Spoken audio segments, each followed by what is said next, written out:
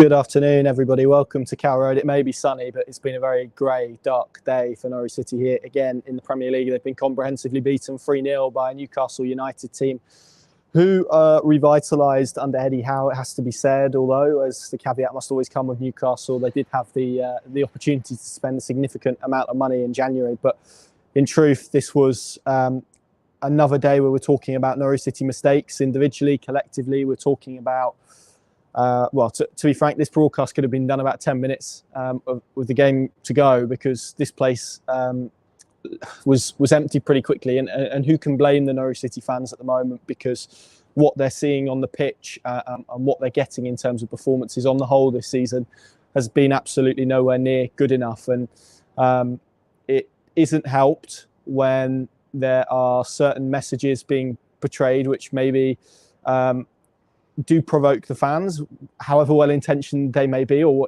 in whichever context they may be.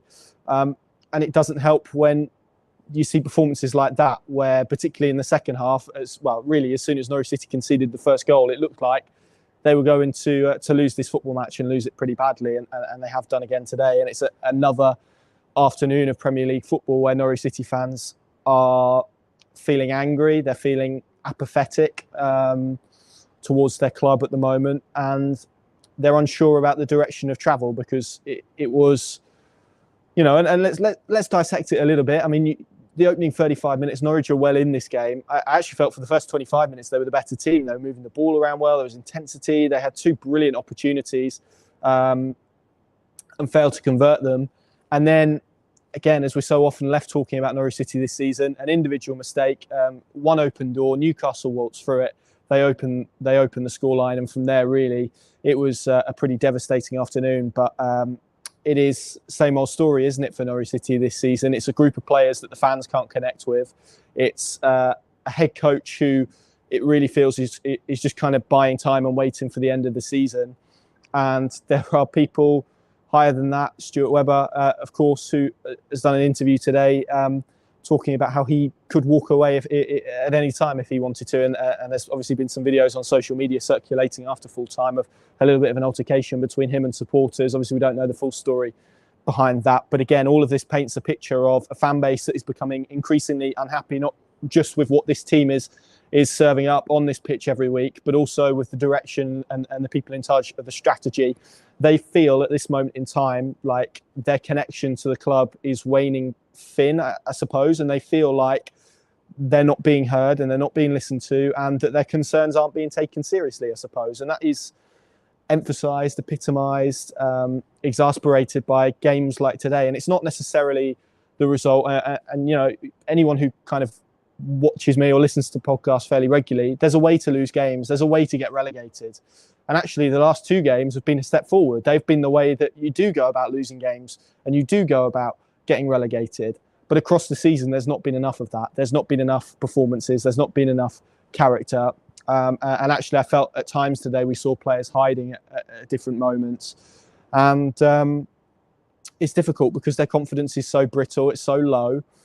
The muscle memory from those who were here 2 years ago is kicking in. And it's a club that feels like it's sinking this season. And with 5 games to go, you can look at the league table and all but mathematically Norwich City are relegated. It was it looked like a performance from a team that was relegated. And if for the fans at the moment, I think they just want to see now a clear sense of what's next, a clear sense of direction, a clear sense of someone taking responsibility, a clear sense of someone taking ownership as well of these performances. And that's not on Dean Smith, because I think the hand that he has been dealt, it's been difficult. I was listening to him speak there. It was one of the worst starts in Premier League history that he was tasked with turning around. Ultimately, he's not going to do that. It's going to be the first relegation on his CV, but he's still, he's 6 months into a job now. Norwich City haven't signed a player on his watch.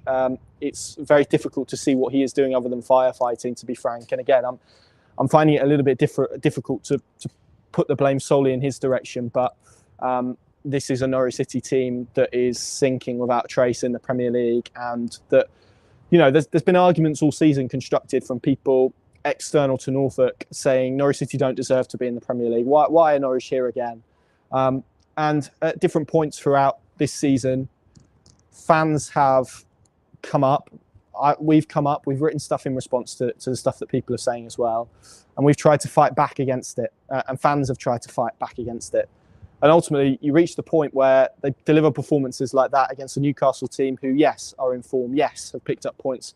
Well, only Liverpool have picked up more points than Newcastle. But by the same token, Eddie Howe came to Carrow Road today thinking he could make the number of changes that he did. And even then, they still looked comfortable. They were a bit sluggish to get going, and that was largely because of the intensity that Norwich City played with. But thereafter, it was a far too simple game for Newcastle. And you look at some of the defending. I'm not even going to go through the goals individually because I feel like I end up repeating myself when we talk about individual errors. Now it's about responsibility. Now it's about players showing some character, willing to put their hands up in a tough situation when the season is slipping away from them. And now it's about themselves playing for their individual futures at this football club. And it's also about ensuring that they represent the people who sit in their stands, because at the moment, I feel like that's not the case. And I feel like fans have been let down, and the players this season haven't done themselves justice. And the rhetoric at the start of the season, how this was going to be different this time and they were going to be more competitive. Well, it doesn't look that way at this moment in time. And there's a lot of anger, I think, that fans are feeling, and rightly so, because what they're seeing at the pitch is so short of the standards that not just they demand, but also that of this group of players and the people in positions of power set themselves at the start of the campaign. And it's really difficult to be stood here at Carrow Road after another defeat, having watched pretty much a whole afternoon of Newcastle United fans going through their repertoire of songs in their history. They were singing about Shola Amiobi, Colaccini. They were singing about Alan Shearer at times. They made a mockery of this. There were allays at different points, and there was one occasion in the second half where those were so loud that Norwich players didn't even get near Newcastle players, and in the end it ended with Kenny McLean committing a foul. So this was a desperate afternoon beyond probably the opening 35 minutes where Norwich played with real purpose.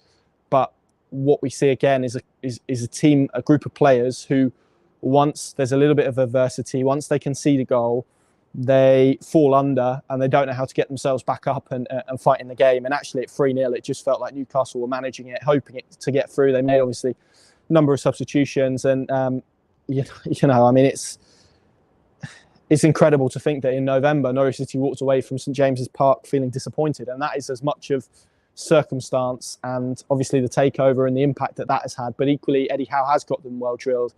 It does help when they're able to sign players like Bruno Guimaraes, who's a quality footballer to watch. And, you know, Norwich have to bring on an academy graduate. And, you know, this is the dilemma, because how do you solve that? How do Norwich City solve that? And that is the question now that people who are leading the club and people who are strategizing, they are the ones that need to try and find a solution. And how do you? Because the solution isn't at this moment in time, and hasn't been whilst Norwich City have been in the Premier League. And it's not just this season; it's a collection of seasons now. This is the fourth consecutive season that is going to end in relegation. I think fans are right to demand to know where the direction is, what the aim is, what the hopes are for this football club. Because actually, is it about getting 18-year-olds from the academy onto the pitch, in which case that's fine, but it needs to be communicated? Or is it about staying in the Premier League? And from everything, the noises that people in positions of power made this season, it was about being a top 17 football club. Norwich are going to fall well short of that. They're going to fall well short of that. And it feels to me like this summer, and this I suppose is now the lasting point. The pain that everyone feels now, the anger that these Norwich City fans have right now, justifiably so, and nobody can say that Norwich City fans don't deserve to be angry at this moment in time, or apathetic, or however they're feeling towards their football club. But the people, again, in power, Dean Smith, Stuart Webber, even the owners, need to make sure that this feeling that everyone feels right now, this anger towards the Premier League, this confusion at direction, and frustration from people about the fact that it isn't just about this season. The anger that people feel, that fans feel, isn't just about this season. It's actually about what we've seen at Carrow Road for the vast majority of the Premier League campaigns. And And that is the task now, to make sure this pain doesn't go so deep that it paralyses what they try and do in the summer. Yeah, I mean, we've got 5 games left of this season. It's a staggering thought. It's a staggering thought that we've got 5 games left of this season, because it means that this chapter can't get closed. It can't get written off as a bad period of time, because it can swell and it can prolong and it can become dangerous, I think, to what the club are trying to do in the long term, which ultimately is to establish themselves as a Premier League club. And I think probably people left Carrow Road today with a lot of questions about what that looks like and how it looks possible in the current way that they're doing it. And these are questions that aren't easy to answer, and they're not easy to strategise for. And of course, you have to say that Norwich City do shop in a different pool of players, but equally they shop in that pool of player because that is what their financial limitations are. So, yeah, I think it's probably an afternoon where the existential crisis has grown. It's an afternoon where the feelings of discontent have grown amongst fans. And it's tough to really plot what happens from here, because this season could go and it could, crash and burn, and Norwich could sink without a trace to relegation. Or actually, we can see what we've seen in the last 2 weeks: better performances, better patterns of play, actual ideas of what the future might look like. Or we see that again. And if we see that again throughout any of the next 5 games, all it is going to do is increase the notch on the anger, increase the notch on the discontent, increase the notch on the frustration that supporters are feeling at this moment in time, because this is a football club. Dean Smith made the point, they've only had 7 promotions in the history as a football club, fine. But equally, that doesn't include the context of 2 years ago, where Norwich fans were promised it would be different, and it hasn't been. And yeah, it's going to be a tough week, I would imagine, for everyone at the club. Grant Hanley came out. I mean, what can you say as a player in that situation? I think the frustrations are obvious. And yeah, we leave Carrow Road today on the back of another dismal, forgettable, desperate day of Premier League football. I don't even think it's worth me doing ratings today, to be completely honest. I think I'm just going to leave you with that rant. And then hopefully we can close the book and forget about it. But yeah, have a good weekend.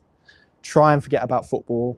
Of course, we'll have plenty more content on the Pink and Plus app. Myself and Paddy Davitt are going to record a podcast after this game once we've left Carrow Road and returned to the office, about obviously this game, but also about that Stuart Webber interview as well. So provide some more opinions and thoughts in that, particularly given the backdrop of today. Yeah. Where from here? Thank you very much for watching. Enjoy the rest of your evening.